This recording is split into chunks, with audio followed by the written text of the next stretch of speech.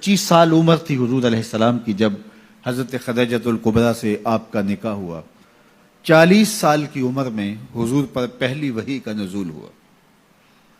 15 برس کا ایک عرصہ حضرت خدیجۃ الکبریٰ رضی اللہ تعالیٰ عنہ حضور کے ساتھ بسر کر چکی تھی. تو وحی کا نزول کوئی معمولی بات نہیں ہے. قرآن نے کہا کہ اگر یہ قرآن ہم پہاڑوں پہ نازل کرتے خشیت الہی سے وہ بھی ریزہ ریزہ ہو جاتے. یہ قرآن ہے اور یہ حضور کے قلب اطہر پہ نازل ہوا. اس کی کیفیات حضور نے محسوس کی تو واپس آئے تو فرمایا زملونی یا خدیجہ، مجھے چادر دو، میں سردی محسوس کر رہا ہوں. تو حضرت خدیجۃ الکبریٰ نے چادر اڑا دی. تو آقا کریم نے جو کیفیات گزری تھیں، جو حالات تھے، وہ اپنی زوجہ محترمہ کے سامنے رکھے کہ اس وقت میری پوزیشن، میری صورتحال یہ ہے. تو حضرت خدیجۃ الکبریٰ نے اس وقت تسلی دیتے ہوئے حضور علیہ السلام کو جو جملے کہے ان جملوں پہ غور کیجئے.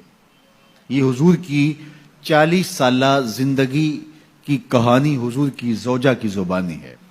سیدہ خدیجۃ الکبریٰ نے کہا کلا واللہ لا یخزیک اللہ ابدا، اللہ کی قسم آپ کا رب آپ کی عزت میں فرق نہیں آنے دے گا، آپ کو پریشان نہیں ہونے دے گا. میں اللہ کی قسم اٹھا کے کہتی ہوں کبھی ایسا نہیں ہوگا کہ آپ کا رب آپ کی عزت میں فرق آنے دے. کیوں؟ 5 چیزیں سیدہ خدیجۃ الکبریٰ نے بیان کیا. فرمایا انک لتصل الرحم، ایک تو آپ صلہ رحمی کرتے ہیں.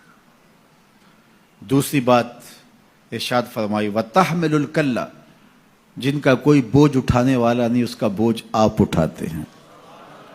تیسری بات وتکسب المعدوم، اور جن کا کوئی کمانے والا نہیں ہے اس کے کفیل آپ ہیں.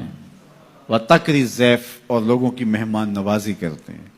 اور 5ویں چیز وتعین علی نوائب الحق، راہ حق کے اندر مصیبت زدہ لوگوں کو جو تکلیفیں پہنچتی ہیں آپ ان کے ساتھ کھڑے ہوتے ہیں، ان کی مدد کرتے ہیں. تو یہ 5 وصف حضور کے گنوائے اعلان نبوت سے قبل جو حضور کی زندگی ہے. تو اب اس زندگی کا آپ عکس دیکھ سکتے ہیں. یہ آئینہ ہے جو سامنے رکھا حضرت خدیجۃ الکبریٰ رضی اللہ تعالی عنہا نے. 5 چیزیں انک لتصل الرحم، آپ صلہ رحمی کرتے ہیں. رشتہ داروں کے رویے تلخ کیوں نہ ہوں لیکن آپ کا رویہ خوبصورت ہوتا ہے. ابو لہب نے کیا کچھ نہیں کیا ہے، رشتے میں سکا چچا لگتا تھا. جو اذیتیں پہنچائی، جو تکلیفیں ہوئی، تو حضور علیہ السلام میں بطور رشتہ داری اس کو کوئی ایسی بات نہیں کی. اس کے کفر کی وجہ سے اس کے اوپر وہ بال پڑا، وہ ایک امر آخر. اور پھر لوگوں کے ساتھ جو رویے، حسن سلوک میرے اور آپ کے آقا مولا نے روا رکھا. قریش نے جو حضور کے خاندان کے لوگ تھے کیا سلوک کیا، لیکن فتح مکہ کے بعد جب حضور پلٹ کے آئے تو آقا کریم علیہ السلام جس فاتحانہ شان سے داخل ہوئے تو ان کو یہ تھا کہ ہمیں قتل کر دیا جائے گا. آقا کریم علیہ السلام تشریف لائے، سب کو جمع کیا، قریش جمع تھے. تو آقا کریم علیہ السلام نے فرمایا کہ بتاؤ میں تمہارے ساتھ کیا سلوک کروں، تم ہی بتاؤ. انہوں نے کیا جواب دیا؟ آپ کریم ہیں، کریم باپ کے بیٹے ہیں، اور ہم کریم باپ کے کریم بیٹے سے خیر کی توقع رکھتے ہیں. اور ان کو یہ تھا کہ بس اتنی سہولت مل جائے کہ ہمیں قتل نہ کیا جائے اور ہمیں چاہے شہر سے نکال لیا جائے، اور اس کے لیے وہ تیار تھے. تو اس لیے انہوں نے کہا آپ کریم ہیں، کریم باپ کے بیٹے ہیں.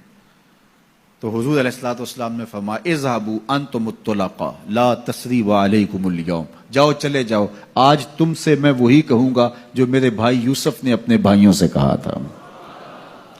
تو ان کی آنکھیں کھلی کی کھلی رہ گئیں. کیا یہ منظر ہونے والا تھا؟ ہم نے کیا کیا؟ اجریاں ڈالی، کانٹے بچھائے، گڑے کھودے، کوڑے پھینکے، اور کیا کچھ نہیں کیا.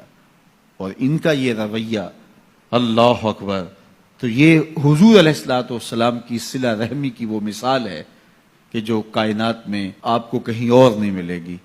حضور نے ہمیں صلہ رحمی کی تلقین کرتے ہوئے ارشاد فرمایا کہ جو شخص یہ چاہتا ہے کہ اس کے رزق میں برکت ہو اور اس کی عمر میں برکت ہو، 2 چیزیں. جو شخص یہ چاہے کہ اس کے رزق میں بھی برکت ہو، اس کی عمر میں بھی برکت ہو، وہ رشتہ داروں کے ساتھ سلوک اچھا کرے.